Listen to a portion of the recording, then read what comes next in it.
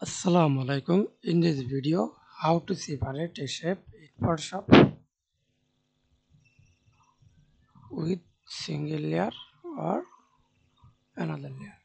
Okay, first of all, select shape layer and click path selection tool and click any shape, separate